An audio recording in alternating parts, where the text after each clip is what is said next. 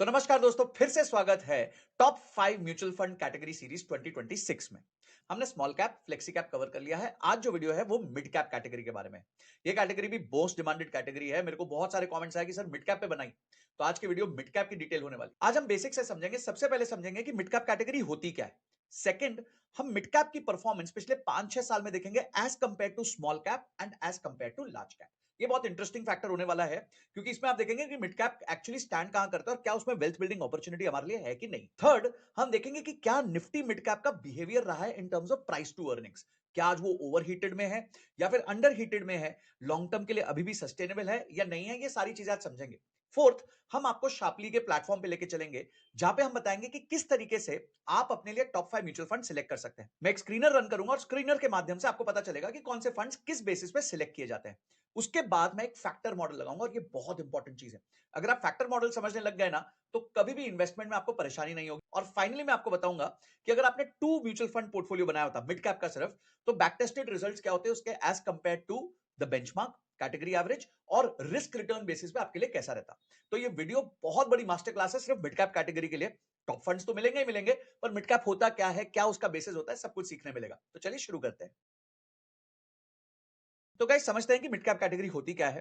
हमारी देश की सारी कंपनीज, जितनी लिस्टेड कंपनीज है, अगर उनको डिसेंडिंग ऑर्डर में डाल दिया जाए in terms of their market capitalisation, तो पहली 100 कंपनीज जो होती हैं उनको कहा जाता है लार्ज कैप कंपनीज, यानी बड़ी कंपनीज। अब ऐसी जो कंपनीज हैं, इनका बेसिक मिनिमम जो मार्केट कैप होता है वो करीबन 92,000 करोड़ के आसपास होता है। ये ऑब्वियसली चेंज होता रहता है, बट अप्रोक्सीमेटली 90,000 करोड़ के आसपास ये होता है। यानी कि बहुत बड़ी कंपनीज हैं, $10 बिलियन से तो स्टार्ट होती है इनकी मार्केट कैप। अगर आप इनकी क्यूमुलेटिव मार्केट कैप पकड़ोगे तो 260 ट्रिलियन रुपीज होती है। ठीक है, तो 260 ट्रिलियन रुपीज की ये टोटल मार्केट कैप होगी आपकी। अब अगर आप टोटल मार्केट कैप सारी कंपनीज की जोड़ लो, तो 61% जो मार्केट कैप है वो तो सिर्फ लार्ज कैप कंपनीज में, 61% जो है वो लार्ज कैप कंपनीज में। अब जो अगली कैटेगरी आती है वो आती है कंपनी नंबर 101 से लेके 250 तक, यानी अगली 150 कंपनीज जो हैं उनको कहा जाता है मिड कैप कंपनीज। ऐसी जो कंपनीज हैं, ये कोई छोटी मोटी कंपनीज नहीं है, ये भी बड़े नंबर से स्टार्ट होती है। तो यहां पे आप देख सकते हैं ये करीबन 30,000 करोड़ के आसपास से स्टार्ट होती है, यानी करीबन $3.5 बिलियन का इनका मार्केट कैप होता है। और ये 90,000 करोड़ जहां से फिर लार्ज कैप स्टार्ट होती है, यहां से रेंज करती है, यानी 60,000 करोड़ के मार्केट कैप का गैप आपको मिलता है यहां पे। ऐसी जो टोटल कंपनीज है, अगर आप इनका सबका मार्केट कैप जोड़ लें तो ये 82 ट्रिलियन रुपीज होती है, और ये टोटल मार्केट कैप में 19% शेयर लेती है। और तीसरा जो स्मॉल है, जो यानी बची हुई सारी कंपनीज है, उनको स्मॉल कहा जाता है। और उसमें अप्रोक्सीमेटली 2228 कंपनीज हैं जिनकी मार्केट कैपिटलाइजेशन 30,000 करोड़ या उससे नीचे होती है। ऐसी कंपनीज का total market capitalisation 150 mid cap companies जितना ही है और उतना ही मार्केट शेयर है। तो आप समझिए कि 150 मिड कैप कंपनीज एक तरफ और उसके बाद सारी स्मॉल कैप कंपनीज एक तरफ। ठीक है, तो ये हो गया हमारा मिड कैप का यूनिवर्स। अब समझते हैं कि मिड कैप का जो इंडेक्स है उसने as compared to small cap and large cap कैसा परफॉर्म किया है। तो हमने यहां एकदम ट्रैफिक सिग्नल की तरह बना दिया है। आप ये देख सकते हैं, ये 2020 का कोविड बॉटम था। अप्रोक्सीमेटली सारे इंडेक्सेस ऑलमोस्ट सेम लेवल से स्टार्ट हुए थे, सिर्फ स्मॉल कैप थोड़ा ज्यादा गिरा था। तो गाइस, रेड में जो है वो मिड कैप है, ग्रीन में जो है वो स्मॉल कैप है और येलो में जो है वो लार्ज कैप है। ठीक है, तो अब यहाँ पे हम कोविड बॉटम देखते हैं। तो कोविड बॉटम जब 2020 का बॉटम बना था, तो आप देखेंगे कि मिड कैप और लार्ज कैप जो है एक समान गिरे थे अप्रोक्सीमेटली, और उसके बाद जो है रैली बहुत जबरदस्त चालू हुई थी। अब अगर सारी रैली आप देखें, तो ये जो येलो है ये लार्ज कैप है। लार्ज कैप क्या है? 100 कंपनीज। तो अगर आप देख सकते हैं यहाँ पे इंडेक्स है सीएनएक्स 100, यानी कि देश की सबसे बड़ी 100 कंपनीज। इस इंडेक्स ने, ये 100 कंपनीज के इंडेक्स ने पिछले 5 साल में आपको टोटल मिला के करीबन करीबन 114% का रिटर्न दिया। तो इन 100 कंपनीज ने आपको करीबन मिला के 114% का रिटर्न दिया है। यहीं अगर आप ग्रीन कंपनीज देखें, जो स्मॉल कैप है, उन्होंने 219% का रिटर्न दिया है, और जो रेड है यानी कि मिड कैप है, उसने 238% का रिटर्न दिया। यानी इन तीनों कैटेगरीज में हिस्टोरिकली जो सबसे ज्यादा गेन दिया है वो ऑब्वियसली मिड कैप कैटेगरी में दिया है। अब दो तीन चीजें मिड कैप के बारे में और समझते हैं। अब देखिए, ये जो पॉइंट था सितंबर 2024, हम सबको जब पता है कि यहां से मार्केट फिर से बहुत तेजी से गिरनी चालू हुई। तो अगर आप देखें, तो ये जो ग्रीन था ये स्मॉल कैप था, स्मॉल कैप बहुत भाग गया था। मिड कैप ये था रेड। तो मिड कैप कितना गिरा, आइए चेक करते हैं। मिड कैप गिरा यहां से यहां तक, यानी मिड कैप गिरा करीबन करीबन 19% के आसपास। अगर हम स्मॉल कैप की गिरावट देखें तो करीबन करीबन 26% के आसपास था। तो अब समझने की बात क्या है? समझने की बात यह है कि जो मिड कैप था वो कम गिरा। कितना गिरा? 17-18% गिरा। और स्मॉल कैप कितना गिर गया? 25-26% गिर गया। ठीक है, अभी तक अगर आप देखें तो स्मॉल कैप जो ये ग्रीन लाइन है, ये अपने टॉप पे यहां तक वापस नहीं आई है, वो अभी यहां पे होवर कर रही है। पर अगर आप मिड कैप में देखें, तो मिड कैप ने एग्जैक्टली उतनी रिकवरी मार ली है जितना वो गिर चुका है। तो यानी कि मिड कैप जब गिरता है तो कम गिरता है as compared to small cap, पर जब चढ़ता है वापस तो फास्टर चढ़ के अपने लेवल्स को रिक्लेम करता है। ये हिस्टोरिकली हमारे को मिड कैप ने प्रूव कर दिया। तो मिड कैप एक अच्छी कैटेगरी है इन्वेस्ट करने के लिए, बट ऑब्वियसली इसको लॉन्ग टर्म में इन्वेस्ट करना चाहिए, शॉर्ट टर्म में नहीं इन्वेस्ट करना चाहिए। आइए समझते हैं कि आज के दिन क्या मिड कैप की वैल्यूएशंस एक्सपेंसिव है या चीप है। अगर प्राइस टू अर्निंग्स के हिसाब से देखें, जो एक मेजर माना जाता है वैल्यूएशन का, तो अगर आप 1 ईयर के हिसाब से देखें तो 1 ईयर में आज जो मिड कैप है वो बिलो 1 ईयर का एवरेज ट्रेड कर रहा है। तो 1 ईयर एवरेज जो इसका था वो था 34.55 का पी, और करंट पी कितना है 34 के आसपास है। तो 1 ईयर के हिसाब से ये चीप ट्रेड कर रहा है। अगर हम 2 ईयर पी रेंज के हिसाब से देखें तो भी ये चीप ट्रेड कर रहा है, और अगर हम 5 ईयर पी रेंज के हिसाब से देखें तो भी ये बिलो 5 ईयर है। यानी कि लॉन्गर टर्म में 1 ईयर, 2 ईयर और 5 ईयर में आज के दिन मिड कैप जो है अपने एवरेज प्राइस टू अर्निंग से हमें सस्ता मिल रहा है। यानी कि अगर लॉन्ग टर्म के लिए हम वापस देखना चाहते हैं तो मिड कैप एक अच्छी कैटेगरी बन सकती है। और खासकर सोचिए अगर आपने मिड कैप में एसआईपी चालू रखी होती पिछले 1.5-2 साल से, और मिड कैप गिर रहा था और आपने खरीदते रहे तो आज तो आपकी चांदी हो चुकी होती। पर काफी लोग एसआईपी नहीं करते। आप करते हो कि नहीं मुझे कमेंट सेक्शन में जरूर बताओ। तो गाइस अब हमें क्लियर हो गया कि मिड कैप होता क्या है, हिस्टोरिकली मिड कैप ने कैसा परफॉर्म किया है, चढ़ते हुए कैसा परफॉर्म किया, गिरते हुए कैसा परफॉर्म किया as compared to small cap and large cap, and obviously क्या आज के दिन लॉन्ग टर्म के लिए मिड कैप सस्ता है या महंगा, ये भी हमने चेक कर। अब आइए चलते हैं हम अपने स्क्रीनर की तरफ और सिलेक्ट करते हैं हमारे top 5 mutual funds mid cap category for 2026। अब हम आ गए हैं शार्पली पे, तो आइए सबसे पहले हम अपना स्क्रीनर क्रिएट करते हैं। यहाँ स्क्रीनर पे जाएंगे, स्क्रीनर में हम एमएफ स्क्रीन बनाएंगे। एमएफ स्क्रीन पे जाके create a new mutual fund, add rule, और सबसे पहले हम अपनी कैटेगरी सिलेक्ट करेंगे और वो कैटेगरी होगी मिड कैप की। तो ये मिड कैप कैटेगरी हमने सिलेक्ट कर ली। तो मिड कैप कैटेगरी में भाई आज के दिन 56 म्यूचुअल फंड्स की स्कीम है। 56 तो कैसे ढूंढे, आइए आगे के रूल्स लगाते रहते हैं इस पे। तो गाइस जो हम म्यूचुअल फंड लेंगे ना वो ज्यादा से ज्यादा अपने बेंचमार्क को बीट करना चाहिए। देखिए हम एक्टिव म्यूचुअल फंड क्यों लेते हैं, हम एक्टिव म्यूचुअल फंड इसलिए लेते हैं ताकि वो अपने बेंचमार्क को ज्यादा से ज्यादा बीट करे। अगर वो ज्यादा से ज्यादा बीट नहीं कर सकता तो मैं फीस ज्यादा क्यों दूंगा भाई, मैं पैसिव में इन्वेस्ट कर दूंगा। तो आइए यहाँ पे हम बीट बेंचमार्क पे जाते हैं और इसमें हम टॉप 60% फंड्स यानी कि आखिरी के 40% को हम साफ कर देते हैं। आइए देखते हैं कितने साफ हो जाते हैं। अब देखिए करीबन 56 में से 28 निकल गए, आधे तो मोटा मोटी निकल गए। अब हमारे पास ये 28 फंड्स बचे।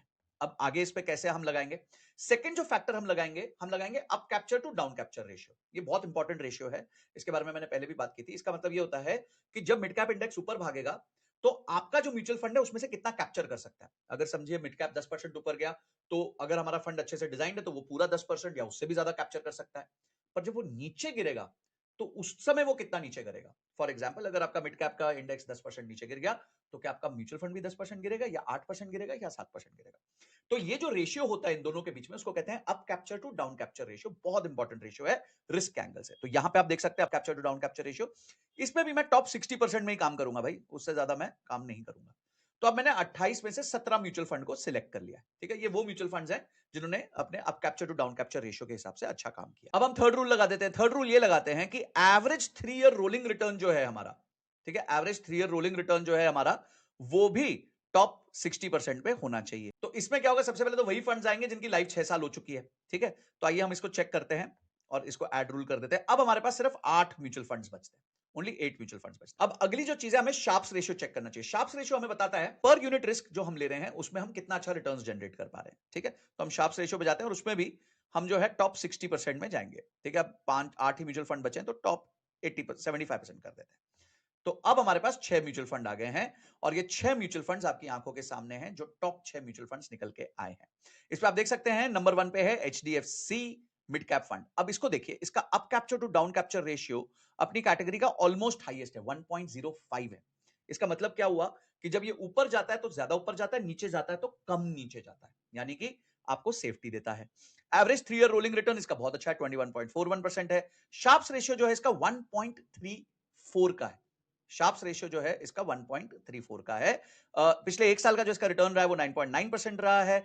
जबकि अगर आप पिछले 1 साल में देखें कि मिड कैप के रिटर्न्स कैसे रहे हैं तो वो सामान्य रहे हैं, बहुत ज्यादा नहीं रहे हैं। ठीक है, इसका 26% का 3 साल का रिटर्न है, 25% का 5 ईयर रिटर्न है। एक अच्छा फंड है एचडीएफसी मिड कैप, एक काफी अच्छा फंड है।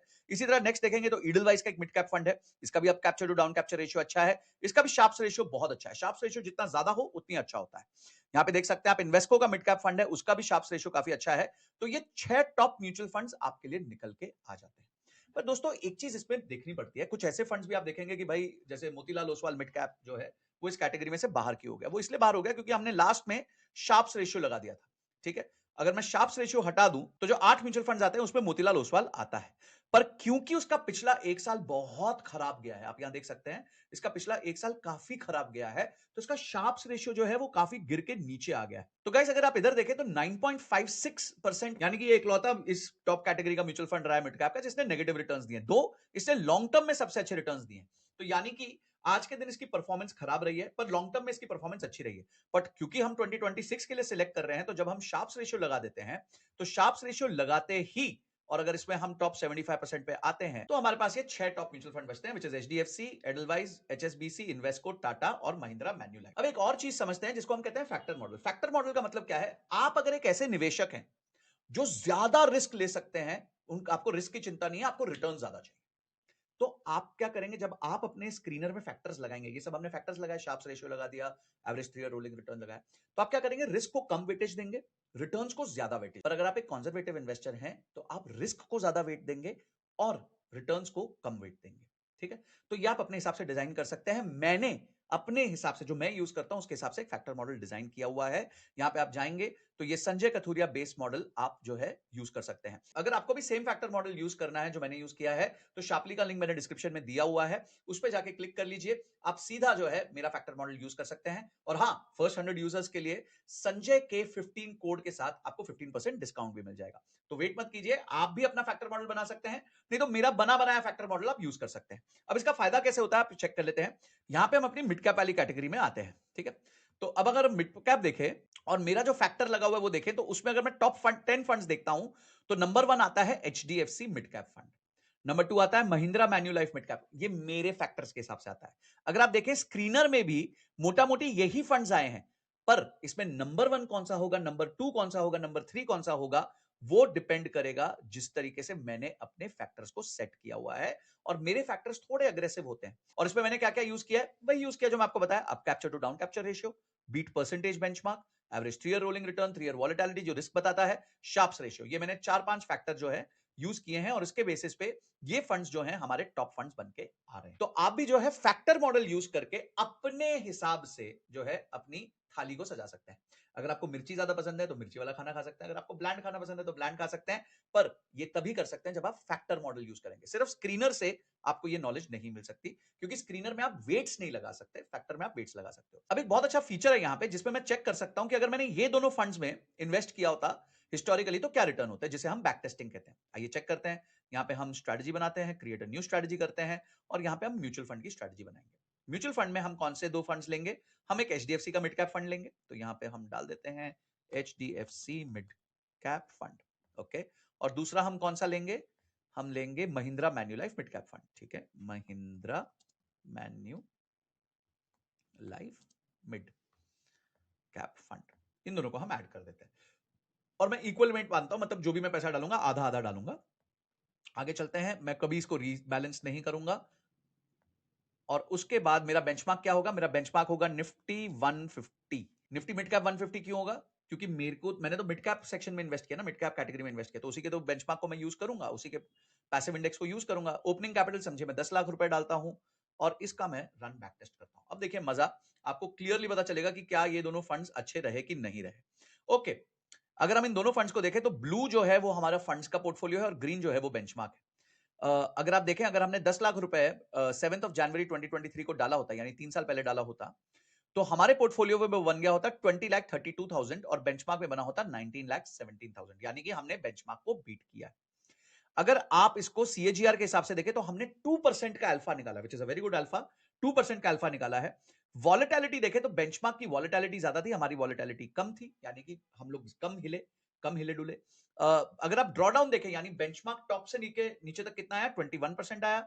हम लोग का फंड कितना आया? 18.76 आया। और अगर आप रेशियोज के हिसाब से देखें, शार्प रेशियो के हिसाब से देखें, तो बेंचमार्क का शार्प रेशियो है 1.26, और हमारा जो शार्प रेशियो है वो है 1.49।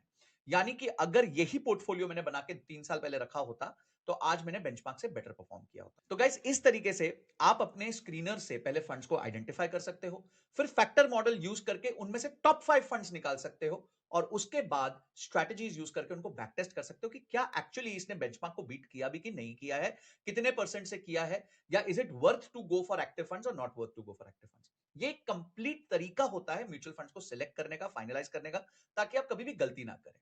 तो गाइस, अगर आपको भी फैक्टर मॉडल बिल्ड करना है तो जैसे मैंने कहा, लिंक डिस्क्रिप्शन में है, फटाफट जाइए। मेरा फैक्टर मॉडल डायरेक्टली भी यूज कर सकते हैं, अलग अलग कैटेगरी पे यूज कर सकते हैं, जो कैटेगरी चाहिए उस पे यूज कर सकते हैं।